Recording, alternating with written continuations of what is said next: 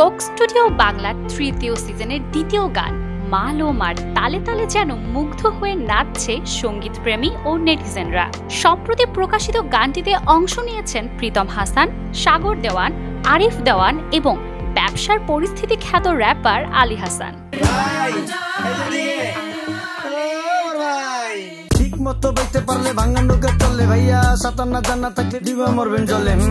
Coke Studio বাংলার তৃতীয় সিজনের প্রথম গানটি তেমন পছন্দ না হলেও এবার শ্রোতাদের সুর পাল্টালো। এই সিজনের দ্বিতীয় এই গানটি প্রকাশের পর প্রশংসায় ভাসছেন তারা। নতুন এই গানটির সঙ্গীত প্রযোজনা করেছেন প্রীতম, তার সঙ্গে আছেন দেওয়ান পরিবারের দুই সদস্য সাগর দেওয়ান ও আরিফ দেওয়ান। তাদের পূর্বপুরুষরাই মালোমা ঝিলোঝি গানটির মূল রচয়িতা। মালোমা গানটিতে একটি শহুরে সংস্করণ দেখতে পাওয়া যায় ৮০ ও ৯০ দশকের রাজমিস্ত্রিদের মধ্যে।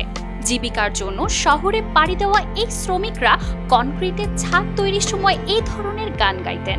গানের ভিডিওটিতে সেই গল্পই তুলে ধরার চেষ্টা করা হয়েছে।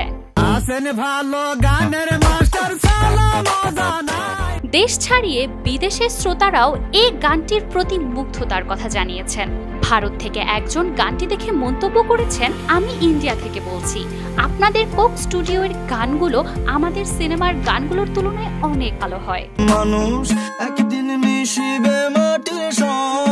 প্রীতমের প্রশংসা করে অন্য একজন লিখেছেন, কি ছিল এটা, what a blender of music. প্রীতমের সঙ্গীত জ্ঞান সত্যি অসাধারণ। এভাবে না উপস্থাপন করলে বাংলা শিকড়ের এই ব্যাপারগুলো আমাদের জানা হতো না।